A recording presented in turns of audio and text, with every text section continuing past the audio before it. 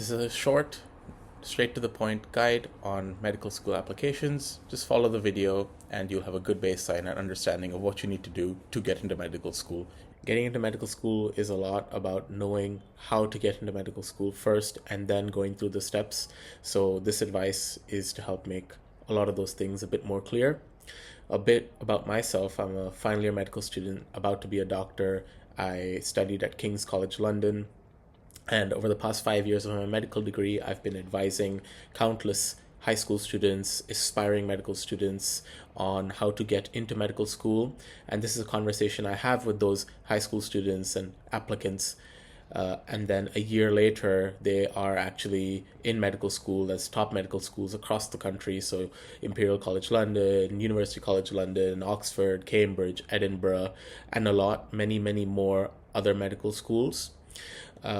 And some of them are even my juniors at King's College London now.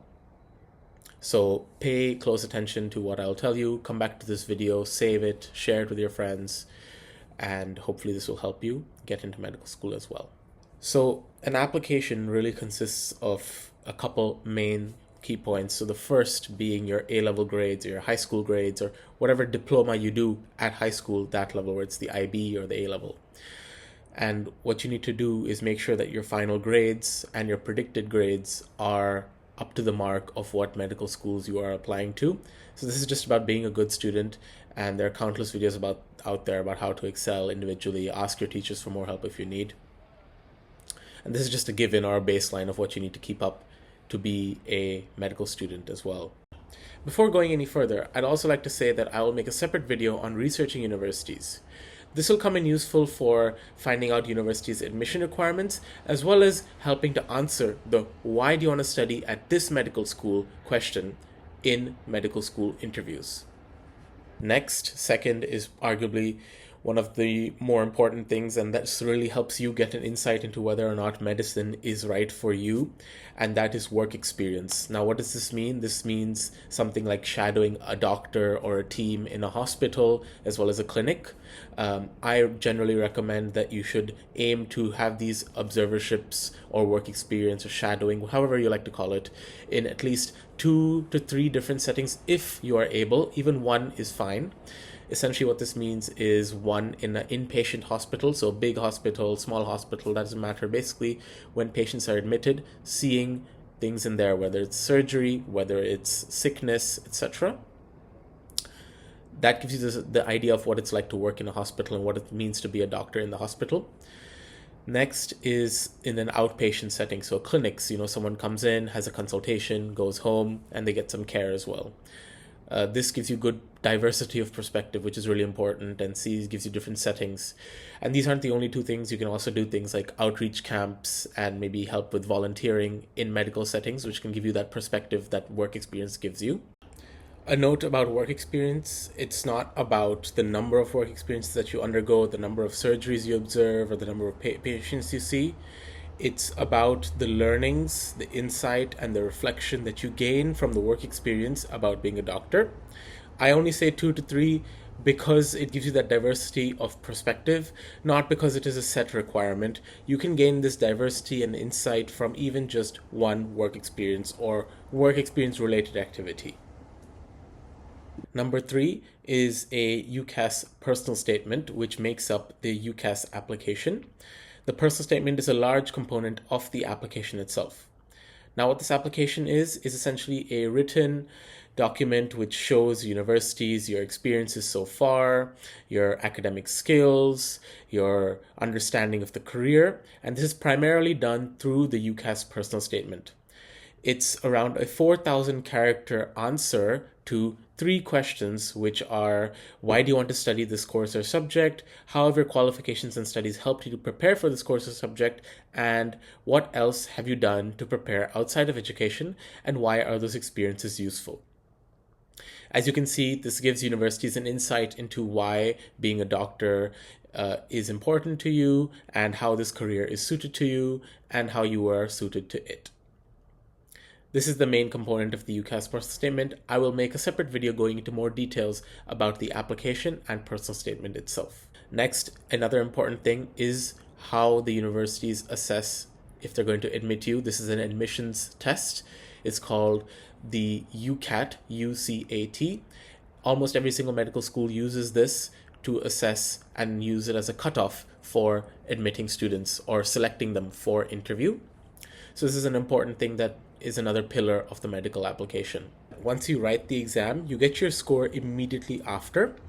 And then using this, you can align your university application choices with different universities' cutoffs. For example, if you score around 2,300, then you'll only apply to universities which take a score of 2,300 or 2,400 and lower.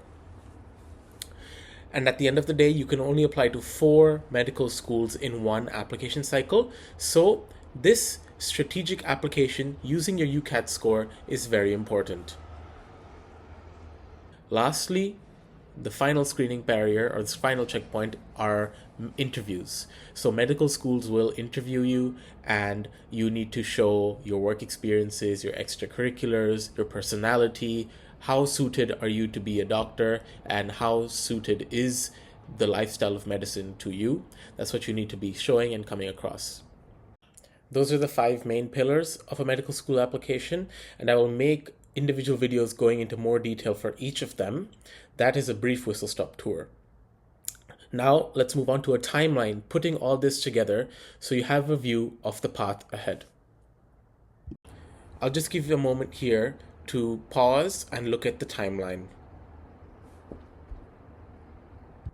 So essentially the main thing is that the deadline of your UCAS application is in October, right?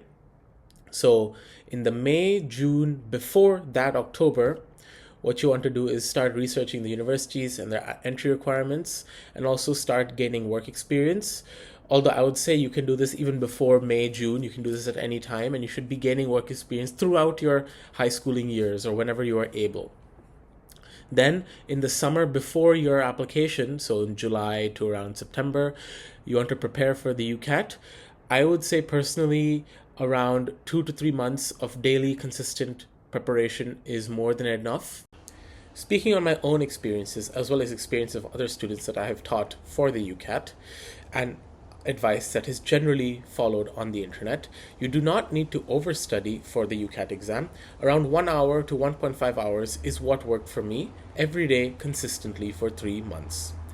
You want to be sure to optimize your studies so that you don't burn out, and you want to peak in your scores at the day of your final exam. There will be more information regarding this in my dedicated UCAT video, which includes tips and tricks on how I scored top 1% of all UCAT scores in my year of application.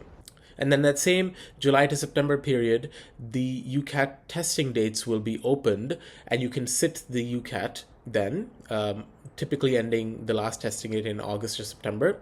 You should double check this online because it changes every year. And then in August to September, you should be finalizing your personal statement and decide which universities you want to apply to, because now you have your UCAT score, you probably have your A-levels or IB or 12th grade predicted scores as well. And then you can decide which universities to apply to. And then the UCAS application deadline is the 15th of October. This is when you should finalize and submit your personal statement and the rest of your UCAS application. Then from November to April, it's our interview season, and you'll get interview invitations and interviews will take place. And then after this, from around December to May, you'll be getting your offers and decisions, which just varies by university and when you did the interview as to when you'll get the offer from your university. And then in May, you'll probably have your final exams of 12th grade or year 13, whatever you like to call it. And it's really important that you score well in this and meet the entry requirements of your university.